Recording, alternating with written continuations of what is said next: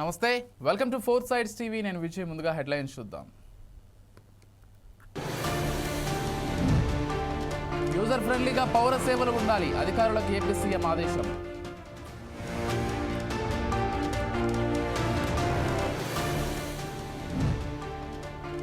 ఏపీలో Griffith varsity India centre ఏర్పాటు చేయండి, సంస్థ ప్రతినిధులను కోరిన మంత్రి లోకేష్.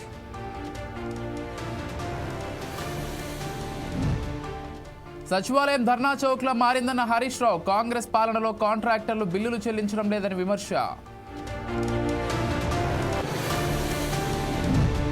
కానిస్టేబుల్ ప్రమోద్ కుటుంబ సభ్యులకు డీజీపీ పరామర్శ, పోలీసు శాఖ అండగా ఉంటుందని హామీ.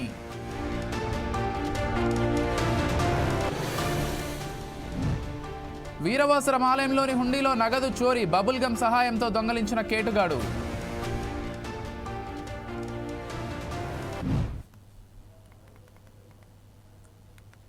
డీటెయిల్స్ చూస్తే ప్రభుత్వం అందించే పౌర సేవలన్నీ యూజర్ ఫ్రెండ్లీగా ఉండాలని ముఖ్యమంత్రి చంద్రబాబు నాయుడు ఆదేశాలు జారీ చేశారు. ప్రభుత్వం అమలు చేస్తున్న సంక్షేమ పథకాలు, సేవలు సమర్థంగా ప్రజల్లోకి వెళ్లేలా చూడాలని సీఎం సూచించారు. సచివాలయంలోని ఆర్టీజీఎస్ కేంద్రంలో ముఖ్యమంత్రి అధికారులతో సమీక్ష నిర్వహించారు. ప్రభుత్వం అందిస్తున్న వివిధ సేవలు, సంక్షేమ పథకాలపై సీఎం చర్చించారు. ఎలాంటి ఇబ్బందులు లేకుండా ప్రజలకు సేవలు అందించాలని, దీనికోసం టెక్నాలజీ సాయాన్ని తీసుకోవాలని సూచించారు. సమర్థంగా పౌర సేవలు అందినప్పుడే ప్రజల్లో సంతృప్తి వ్యక్తమవుతుందని సీఎం అన్నారు. ప్రజల నుంచి సేకరిస్తున్న సమాచారాన్ని డేటా అనలిటిక్స్తో విశ్లేషించుకొని నిర్ణయాలు తీసుకోవాలని సూచించారు.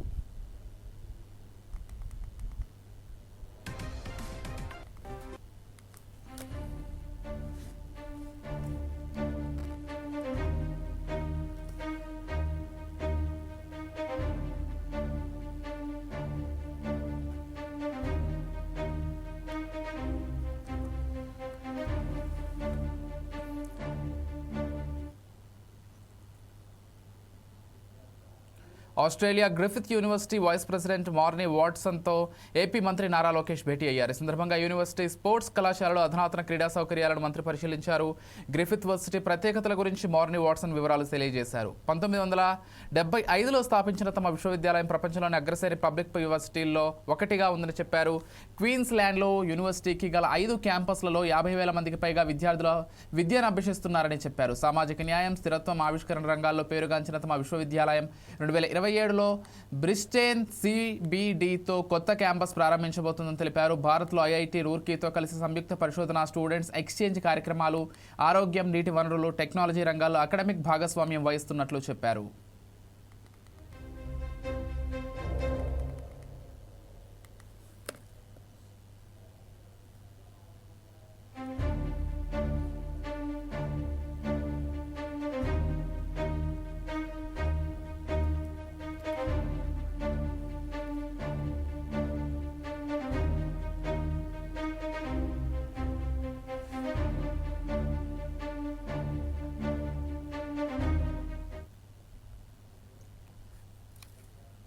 అంబేద్కర్ కోనసీమ జిల్లా రాయవరంలో బాణాసంచా పేలుడు తయారీ కేంద్రం ఘటనలో మృతుల కుటుంబాలకు ప్రభుత్వం పరిహారం ప్రకటించింది. ఈ మేరకు ముఖ్యమంత్రి చంద్రబాబు మృతుల కుటుంబాలకు 15 లక్షల చొప్పున పరిహారాన్ని ఇవ్వాలని అధికారులను ఆదేశించారు.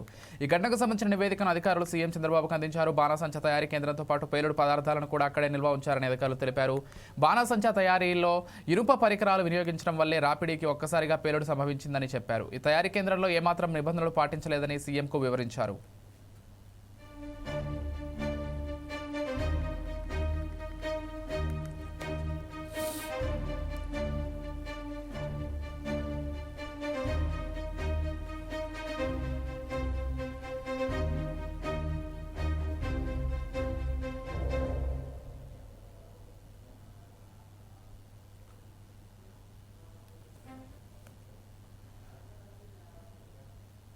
రౌడీ షీటర్ రియాజ్ చేతిలో మృతి చెందిన CCS కానిస్టేబుల్ ప్రమోద్ కుటుంబాన్ని తెలంగాణ డీజీపీ శివధర్ రెడ్డి పరామర్శించారు. కానిస్టేబుల్ ప్రమోద్ భార్యకు ఆర్థిక సాయం చెక్కుతో పాటు 300 గజాల ఇంటి స్థలానికి సంబంధించిన డాక్యుమెంట్స్ను అందజేశారు. ప్రమోద్ కుటుంబ సభ్యులకు సానుభూతి వ్యక్తం చేసి ధైర్యం చెప్పారు. అన్ని విధాలా ఆదుకుంటామని హామీ ఇచ్చారు. ఈ సందర్భంగా తెలంగాణ ప్రభుత్వానికి కానిస్టేబుల్ ప్రమోద్ భార్య ప్రత్యేక ధన్యవాదాలు తెలిపారు. ఎలాంటి కష్టం వచ్చినా ఆదుకుంటున్నామని డీజీపీ హామీ ఇచ్చారని తెలిపారు.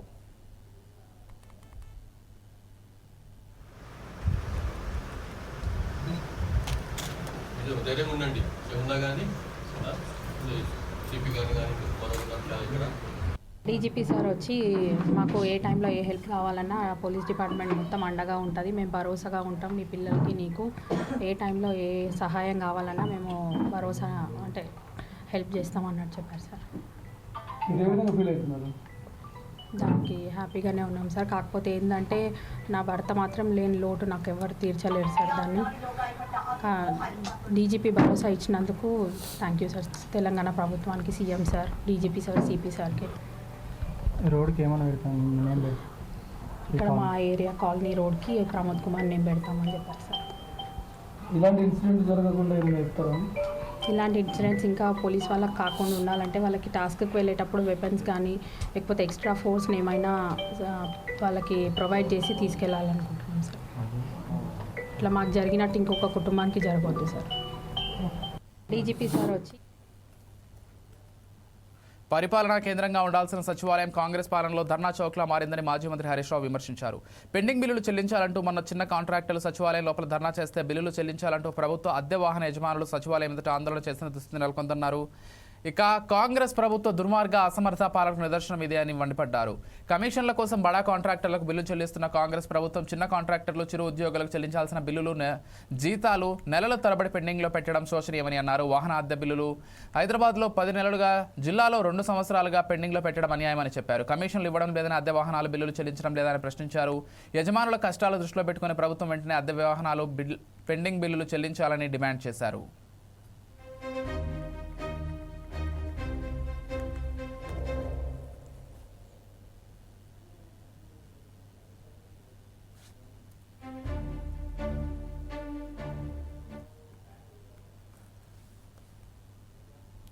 కుత్బుల్లాపూర్ ఎమ్మెల్యే కేపీ వివేకానంద గౌడ్ పుట్టినరోజు సందర్భంగా బీఆర్ఎస్ పార్టీ అధినేత కేసీఆర్ని ఎర్రవెల్లి నివాసంలో మర్యాదపూర్వకంగా కలిసి ఆశీర్వాదం తీసుకున్నారు.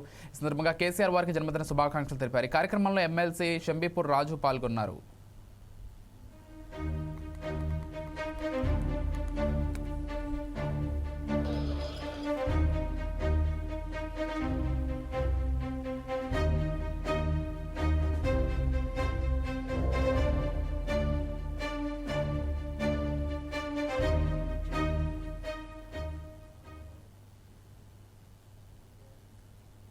సికింద్రాబాద్ బోయిన్పల్లిలో యాదవ వెల్ఫేర్ అసోసియేషన్ ఆధ్వర్యంలో నిర్వహించిన సదర్ సమ్మేళనంలో మల్కాజ్గిరి ఎంపీ ఈటల రాజేంద్ర పాల్గొన్నారు. ఈ సందర్భంగా యాదవ బంధువులందరికీ శుభాకాంక్షలు తెలిపారు.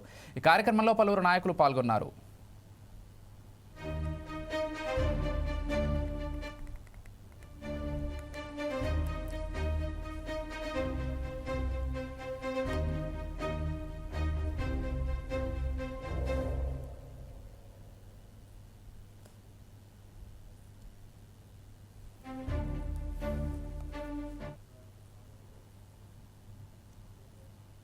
పశ్చిమ గోదావరి జిల్లా వీరవాసన మండలంలోని తోకలపూడి వెంకటేశ్వర స్వామి ఆలయంలో జరిగిన ఒక విచిత్రమైన చోరీ ఘటన ఆలస్యంగా వెలుగులోకి వచ్చింది.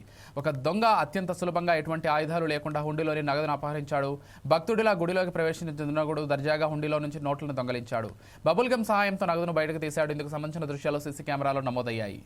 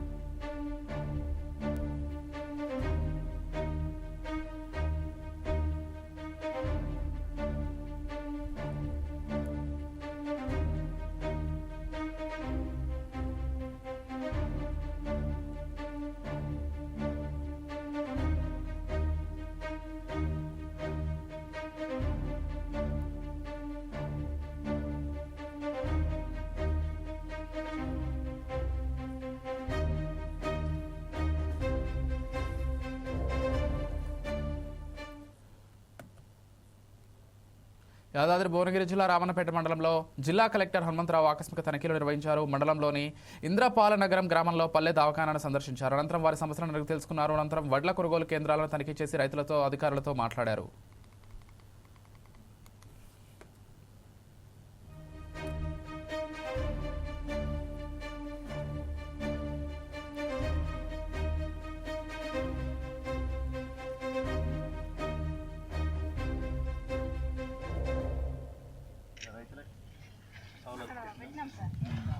డ్రమ్ము పెట్టకండి, రంజన్ పెట్టండి. భువనగిరిలో దొరుకుతాయి.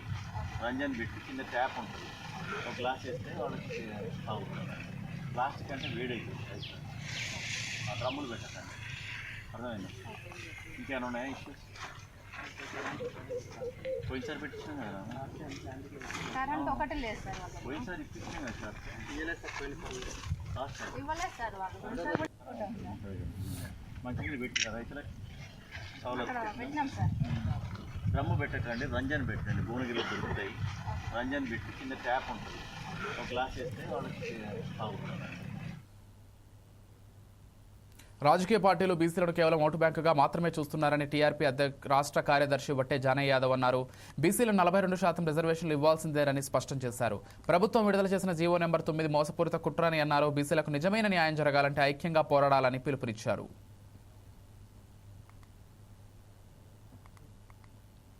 42% రిజర్వేషన్ ఇస్తామని చెప్పి నోటికాడికి వచ్చినటువంటి ముద్దని మరి కాళ్ళతో తన్నేటటువంటి పరిస్థితుల్లో ఏదైతే బంద్కు 18వ తారీఖు నాడు బంద్కు పిలుపునిచ్చినటువంటి బీసీజేఏసీల బంద్కు ఈ పార్టీలు అన్నీ కూడా సంపూర్ణ మద్దతు తెలుపుతున్నామని పేపర్లలో, వార్తలకు, పత్రికలలో, టీవీలలో న్యూస్ వరకు మాత్రమే పరిమితమై మరి ఎక్కడ కూడా ఈ పార్టీలలో మెజారిటీ ప్రజలైనటువంటి బీసీ, ఎస్సీ, ఎస్టీ, మైనార్టీ ఓట్లతోని అధికారంలోకి వచ్చినటువంటి మరి యొక్క అనేక ప్రాంతాల్లో మరి అగ్రవర్ణ నాయకులు ఎందుకు పార్టిసిపేట్ చేయలేదనేటటువంటి దాన్ని ఈ బీసీ సమాజం మరి తీవ్రంగా ఖండిస్తూ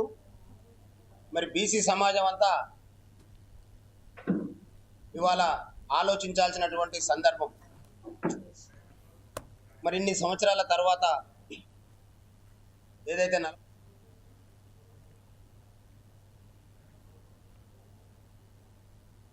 ఇవి bulletin updates. Keep watching 4 Sides TV.